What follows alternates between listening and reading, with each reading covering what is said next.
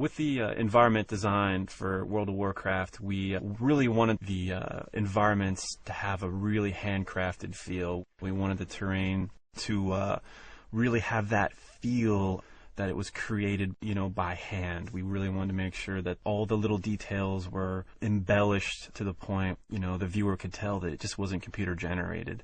For example, like the palettes and the detail in the environment, we really wanted to make sure that the viewer got rewarded with a lot of detail and things like that. So we treated them just as key as the characters, as the monsters, and everything else. Absolutely. There's not any one element of our game that stands out too far above the rest. Is that we treated the environments, the tile sets, everything just as important as a character, as a weapon. Everything received that equal amount of just real handcrafted treatment. A lot of the artists, too, actually were hiking fanatics, and we have some people that are really outdoors type artists, and they really bring that to the table. They they talk about like North Carolina or Pennsylvania, and we spent a lot of time trying to figure out just visually what's the most interesting angles to approach things.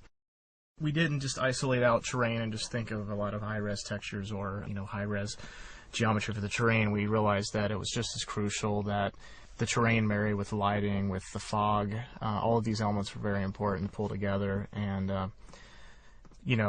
just in layman's terms, we just pulled a lot of old school tricks to try to get across a lot more than what we're really doing technically, and keep all this under wraps where people could still afford to enjoy a nice frame rate and a beautiful vista all at the same time.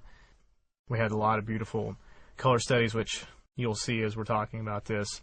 The game is about a game of trees. You have to have good trees in these kind of games. You stare at the terrain all the time, and we had some of the artists working on some of the trees. You'll notice that we have a really wide range of design for trees. We spent many years looking at the trees and studying them, and they're really like the glue that holds everything together. We were working on one of our earlier zones, and we concepted tree after tree after tree and built tree after tree after tree. And I remember laughing when I realized that we probably had about 50 iterations of this one tree that we just kept refining and trying to get it, as reasonable as possible as far as, poly counts and texture counts. And we went probably through weeks of collective testing on some of those trees over and over again. And then once we had those, it was sort of a framework for the ones to follow. I was just going to say that, when we got the color studies going, I felt like that was a really key point in development for the environments. Once we started doing that, it impacted us, and it took us a while to ramp up. But the initial prep work it took to get these environments, it really paid off in the end. Everything married together so much better. Yeah. Our team of environmental artists spent a lot of time developing their techniques on the terrain itself, learning what types of patterns look best when you're running through the game.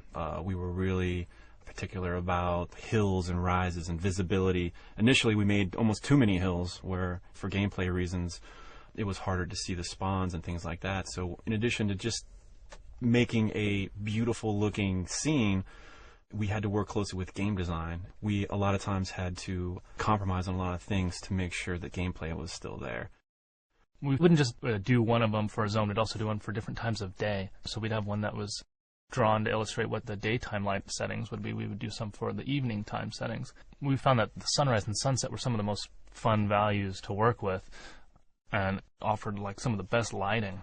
We actually enjoyed them so much. A lot of times we would purposely kind of let the keyframing be very loose. Mornings and evenings actually bleed in very heavily to noon and to midnight, so that you got to enjoy some of that dusty sort of feel a lot more of the day, because it was just more dramatic and just pretty. Basically, really the sunset lasts for like 8 hours in our game, just because it looks so cool. It just runs all day. We wanted to make sure that the palettes of the zone reflected somewhat in the race, very subtly. For example, the undead area of Tirisfal Glades, we wanted to kind of keep it cool colors, muted. Yeah. For the night elf areas in Teldrassil, we wanted to infuse some of that color back in there, and we were careful to keep the palette, I don't know, maybe 2 colors, trying to keep it simple as possible. If you run around like sort of in the undead starting area, you can kind of check out the little vegetation growing on the ground, and even those themes of the undead are there just in the vegetation, just for fun little flavor. Vines crawling up and choking out these purple flowers and things. So even down to that degree the art team kind of paid attention to the details. They definitely took advantage of every little area. I think some of the grasses have cobwebs, infused in it a little bit. And hopefully like a crate or a barrel in the undead starting area, it's going to look and have its own look and feel compared to a crate or a barrel in the human starting area. And everything from the pallets to, the wood having more cracks and broken nails and knife scratches in it or whatever. They definitely took it. All the artists definitely took advantage. If they got to paint a texture for it, they definitely used every pixel to represent the environment that this prop was going to be set into. So, I know, I totally agree. And I think one of the things that we strive for, too, is just the uniqueness of what we want to do. We want to make sure that the zones look as good as possible as far as, like, if you were to take a screenshot of our game and you see it in a magazine, it looks different. It has a certain look to it that you're not going to find easily.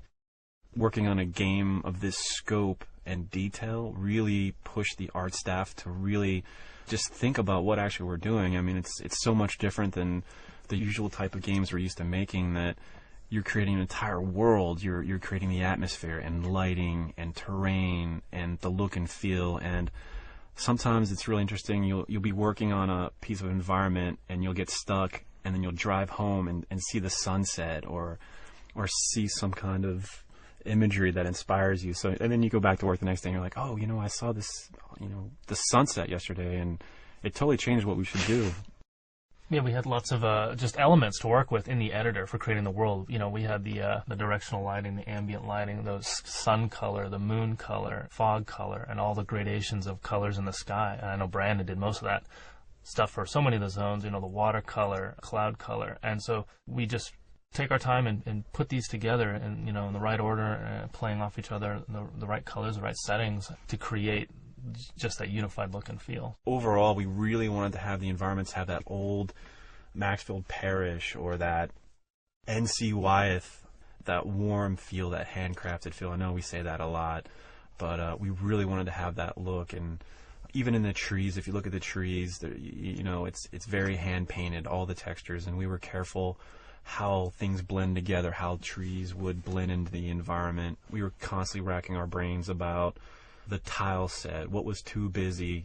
Initially a lot of the roads were too busy and too dark, and we had to simplify those. And it was definitely a learning process, for everyone. But kudos to the team, though.